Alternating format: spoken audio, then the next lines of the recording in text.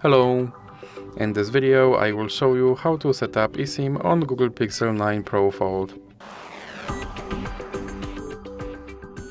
So you have to start by swiping down your screen, then do this motion again and open Settings app. Then go to Network and Internet and click on SIMs. Now click on Add SIM and click on Set up an eSIM. And now you have to scan your QR code. Then click Setup. And now you have to enter your verification code. Now you have to wait.